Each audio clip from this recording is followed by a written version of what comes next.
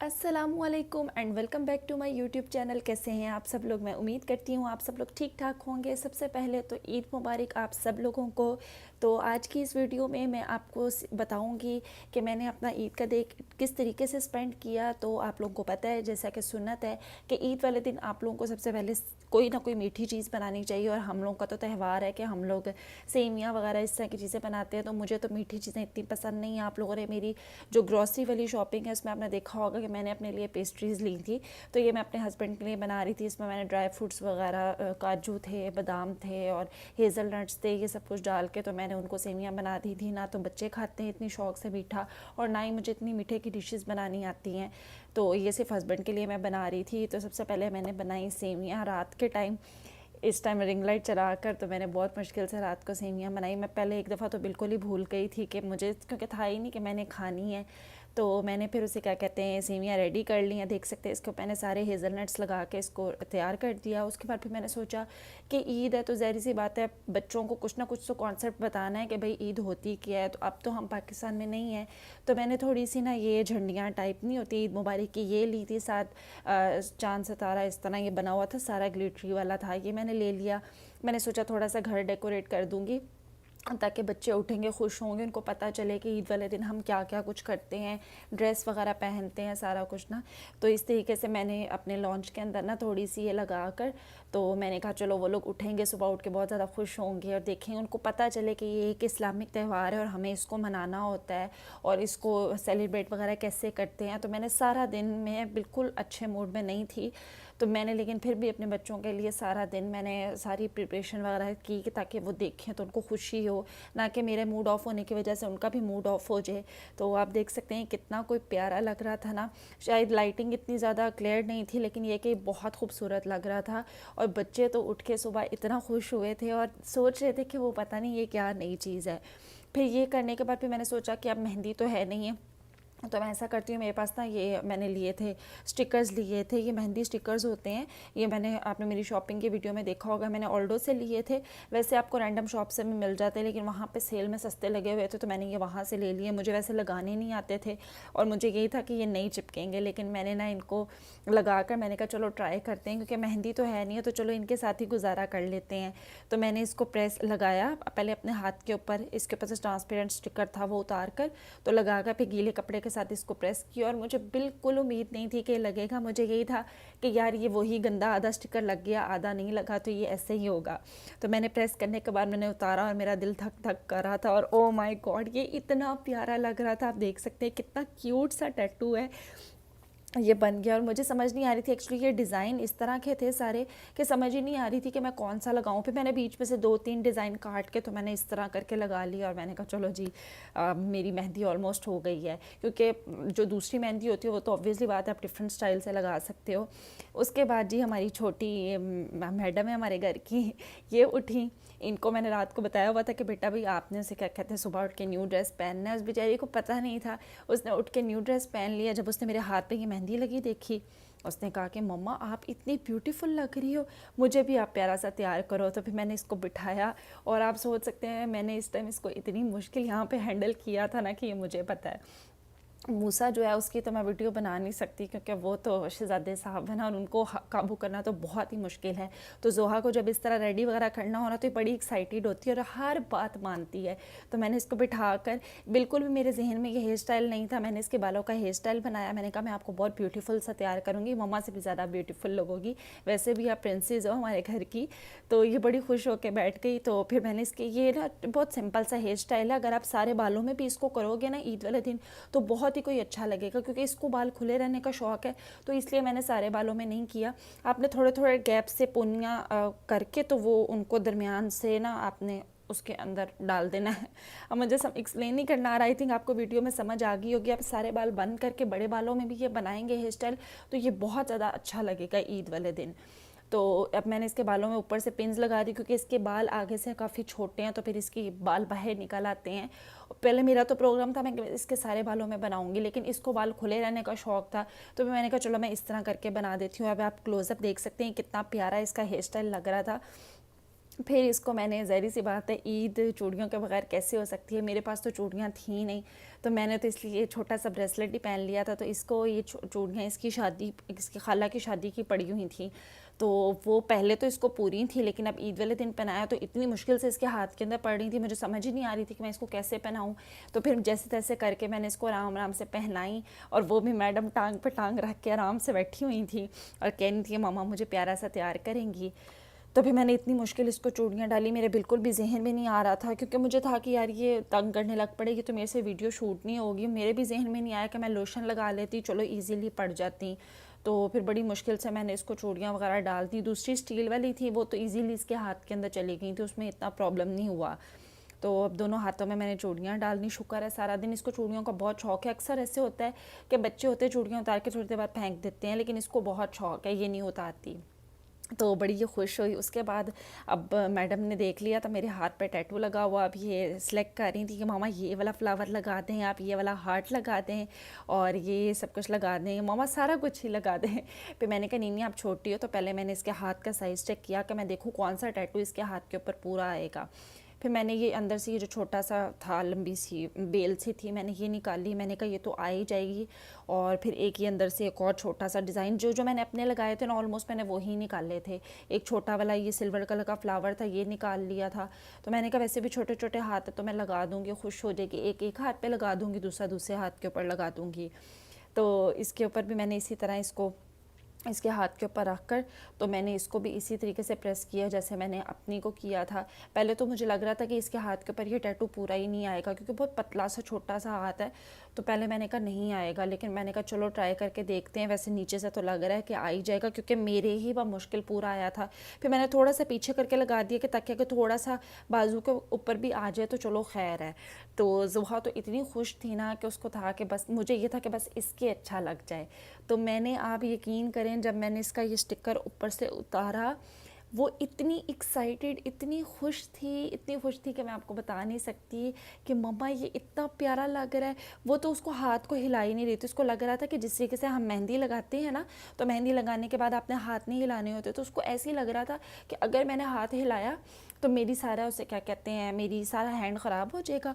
और उसने अपना हाथ ऐसे स्टिल ही रखा। मैंने इसको कहा बेटा ये स्टिकर है, इसके ऊपर आप हाथ लगा के देखो, आप इवन इसको रब करोगी तो ये उतरेगा, वैसे नहीं उतरेगा।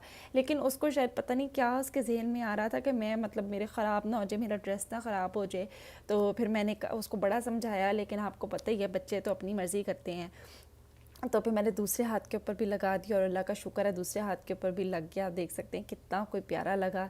अब ये स्टिकर्स तो इसके लग गए थे, टैटूज़, उसके बाद फिर नेल पॉलिश भी लगनी थी।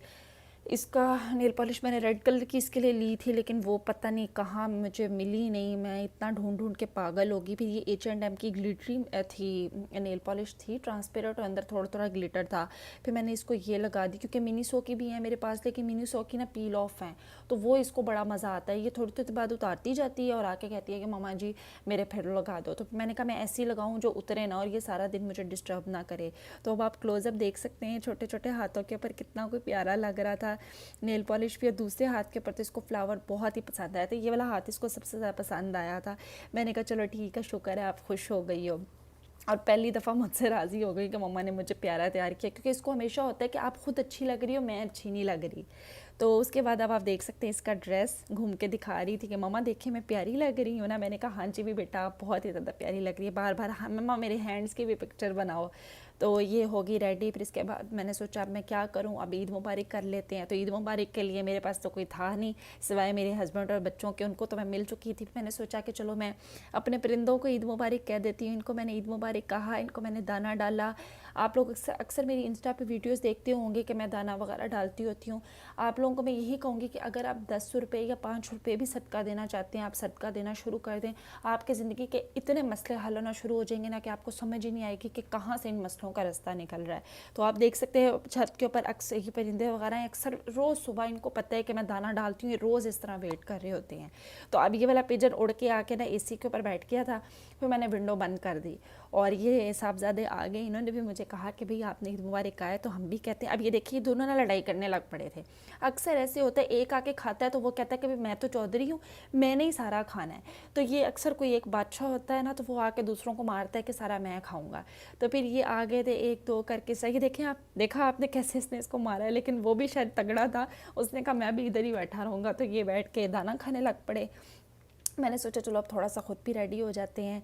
ये वाले इयरिंग्स मैंने आपको अपनी वीडियो में दिखाए थे, मैंने दूसरे वाले जो आपने मेरी शॉपिंग वाली वीडियो में देखे थे दूसरे पहने थे, वो भी अच्छे लग रहे थे, लेकिन बिल्कुल साथ मैच हो रहे थे।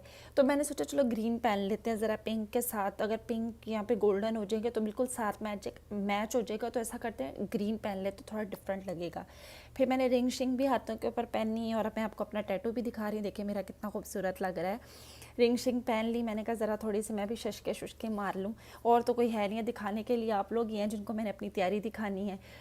तो उसके बाद ये मेरी साड़ी के साथ आप देख सकते हैं, मैंने ईद वाले दिन साड़ी पहनी थी और मेरा स्टॉलर भी शुक्र है मैच हो गया, नहीं तो ये बिल्कुल ही नहीं लग रहा था कि मुझे ये मैच होगा, और मुझे लग रहा था मुझे बहुत मुश्किल होगी, क्योंकि यहाँ से स्टॉलर मुझे इस कलर का कोई मिला ही नहीं था।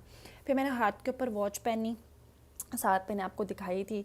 मैंने कहा चूड़ियाँ हैं नहीं है, चलो घड़ी पहन लेते हैं हाथ के ऊपर, और ये आपको मैंने अपना ब्रेसलेट भी दिखाया था, इसको पहनते हैं। अगर आप इस तरह के ब्रेसलेट्स अपनी वॉचेस वगैरह के साथ पहनते हैं तो बहुत ही कोई प्यारे लगते हैं। तो मैंने इसको पहना अपने हाथ के ऊपर, और वॉच के साथ इतना कोई खूबसूरत लग रहा था ना कि मैं आपको बता नहीं सकती। वैसे इस वॉच के साथ बैंगल्स थी स्टील की, लेकिन ना वो थोड़ी मुझे खुली हैं मेरी बाजू के अंदर ना, तो इसलिए फिर मैंने वो नहीं पहनी, मैंने सोचा मैं ब्रेसलेट पहन। फिर दूसरे हाथ के अंदर मैंने ये कड़ा पहन लिया, और मुझे आपने जज बिल्कुल नहीं करना कि भई आपकी बाजू के पे बाल बहुत ज़्यादा है, मुझे पता है बाल बहुत ज़्यादा है, क्योंकि मेरे लिए मेरी सेफ्टी सबसे पहले है, ना कि मैं पार्लर जाके वैक्स करवाती, तो इसलिए मैंने नहीं वैक्स मुझे बस था मेरी पूरी साड़ी की पिक्चर्स ले, और ऐसा कोई था नहीं जो मेरी पूरी साड़ी की पिक्चर्स ले सकता, तो मैं खुद ही बस हाफ मैंने पिक्चर्स जितनी मुझसे ली की मैंने उतनी ले ली। तो मुझे बहुत ज़्यादा इस चीज़ का दुख था कि यार बस कौन है जो मेरी पूरी पिक्चर ले सकता है, क्योंकि हस्बैंड वगैरह उस टाइम मेरे सोए हुए थे और कोई ले नहीं सकता था पिक्चर, इसलिए मैं अकेली थी। और मुझे अपनी साड़ी का पल्लू इतना पसंद था, इतनी कोई खूबसूरत साड़ी थी। अब आप कह रहे होंगे इतनी गर्मी में आपने इस तरह की साड़ी कैसे पहन ली, तो मैं आपको बता दूं कि मैं सारा दिन एसी में बैठी रही, पाकिस्तान की तरह गर्मी नहीं थी यहाँ पर, तो इसलिए ईजीली मैंने पहन लिया, मुझे कोई भी मसला नहीं हुआ। अब आ जाते थोड़ा सा खाने की तरफ। आप लोगों ने मेरी वीडियो में देखा होगा जो मैंने ग्रॉसरी की थी, उसमें मैंने चिकन के पीसीज वगैरह लिए थे, और देखने से ही लग रहा था ये चपेड़ा, घर आके देखा तो वाकई चपेड़े थी, ये बिल्कुल इतने पतले पतले से थे, लग ही नहीं रहा था कि बर्गर में ये आएंगे। तो मैंने इनको फ्राई किया। सबसे पहले मैंने कहा कि चलो अब बर्गर वगैरह बना लेते डे टाइम। मैंने अपने हस्बैंड ने मुझे मना कर दिया था कि भाई आपने आज का दिन आपने खाना नहीं बनाना, तो मैंने उनको खुद ही कहा कि चलो हम सुबह के टाइम बर्गर्स खा लेंगे, और शाम के टाइम हमने चलो अगर बाहर से कुछ ऑर्डर करना हुआ तो हम बाहर से कर लेंगे, और फिर ईद के सेकंड डे आप जो कहेंगे हम वो बना लेंगे। तो मैंने फिर उठ के मैंने कहा बर्गर बना लेते। बच्चों को मैंने अंदर कमरे में बंद कर दिया, मैंने अपने हस्बैंड को कहा आपने बाहर नहीं आना, मैं सारा खाना रेडी करके आपको बताऊंगी। अब इससे पहले कि आप लोग कहें कि भाई आप शॉपर पे बैठ के खाती है, तो मैं आपको बता दूं कि सऊदी अरेबिया में इसको शॉपर नहीं, इसको सुफ्रा कहा जाता है, और यहाँ पर सब लोग इसी तरीके से खाना खाते हैं। तो इस खाने का पे सबसे पहले मैंने रखी सेवियाँ, और उसके बाद मैंने सारी वो चीज़ें रखी जो मेरे बच्चों को पसंद थी। एक प्लेट के अंदर बिस्किट रख दिए, दूसरे के अंदर चिप्स रख दी, फिर एक के अंदर लेज़ रख दी, एक के अंदर मैंने चॉकलेट वाले बिस्किट्स रख दिए, एक के अंदर कपकेक्स रख दिए, और सारी पूरी पार्टी वाला जो होता है ना माहौल, वो मैंने कर दिया। एक प्लेट में पेस्ट्रीज़ थी, और दूसरी में बर्गर्स वगैरह थे, जूसेस वगैरह सारा कुछ मैंने रख दिया। और आप यकीन करें मेरे बच्चे ये देखकर इतना खुश हुए, उनकी ईद इतनी अच्छी गुजरी। मुझे इस बात की बहुत ज़्यादा खुशी हुई कि अगर मेरा मूड अच्छा नहीं था ईद की वजह से, और आपको पता है जिस तरह की सिचुएशन चल रही थी, लेकिन मेरे बच्चों ने अच्छा खासा एंजॉय किया, और उनको बहुत ज़्यादा खुशी हुई कि भाई मामा ने इतना अच्छा अरेंज किया हुआ था। वो इतना ज़्यादा एक्साइटेड हो गए चीज़ें देख कर के आज हमने फुल पार्टी की, और उनको ईद का कॉन्सेप्ट पता चला। ये मैंने रियो बिस्किट पाकिस्तान से लिए थे, ये मैंने अपने लिए रख लिए, मैंने कहा चलो थोड़ी सी खुशी हो। तो खाना खाने के बाद फिर मेरी ज़िंदगी शुरू हुई, इर्तुगुल इर्तुगुल इर्तुगुल इर्तुगुल, बस सारा दिन फिर हम इर्तुगुल देखते रहे। और बस इर्तुगुल की हमने अच्छा खासा सीज़न के ऊपर, हम मेरा ख्याल इसकी सीज़न 2 की एपिसोड 56 के ऊपर हम पहुंच चुके हुए हैं। तो हमने रमज़ान में भी अच्छा खासा देखा था, फिर सारा दिन हम यही देखते रहे। और एक ईद वाले दिन एक यही अच्छी चीज़ थी जो हमारे साथ हुई, बाकी ये कि सारा दिन घर वालों को मिस करते रहे, कॉल्स वगैरह आती रहीं, और सब लोगों को बस कॉल्स वगैरह बात करके ज़रा थोड़ा सेंटी भी मैं हो रही थी कि यार मतलब हम परदेश में बैठे हुए हैं, और वैसे भी वो चल रहा है, कर्फ्यू चल रहा है, वो भी पूरे 5 दिन के लिए, घर से बाहर नहीं जा सकते, तो कितनी डिप्रेसिंग माहौल है आप देख सकते हैं। और सबसे ज़्यादा दुख मुझे इस बात का था कि सुबह उठ के ईद का सूट पहन के मैं ईद की नमाज़ नहीं पढ़ सकी, क्योंकि जमात नहीं हुई। आप लोग इमेजिन कर सकते हैं कि रमज़ान का पूरा महीना हम लोग कोई जुम्मे की नमाज़ नहीं पढ़ी, मस्जिद में कोई नमाज़ नहीं पढ़ी, तो इस चीज़ का बहुत ज़्यादा दुख था। खैर तो फिर रात के टाइम फिर मेरे हस्बैंड ने अलबेक ऑर्डर कर लिया, तो फिर हमने रात के टाइम वो खाया और बस फिर हम एज़ यूजुअल सो गए। तो ये तो था मेरा ईद का व्लॉग, ईद वाले दिन मैंने क्या क्या कुछ किया। आई होप आप लोगों को मेरी वीडियो अच्छी लगी होगी तो प्लीज़ कमेंट सेक्शन में अपनी सजेशन ज़रूर दीजिएगा, बताइएगा आपको कैसा लगा। इंशाल्लाह फ्यूचर में एक और नई और इन्फॉर्मेटिव वीडियो के साथ आपकी खिदमत में फिर से हाजिर होंगे। आपने अपना बहुत सारा ख्याल रखना है, मुझे अपनी दुआओं में याद रखना है, और अगर चैनल को सब्सक्राइब नहीं किया तो जल्दी से सब्सक्राइब कर लें। अल्लाह हाफ़िज़।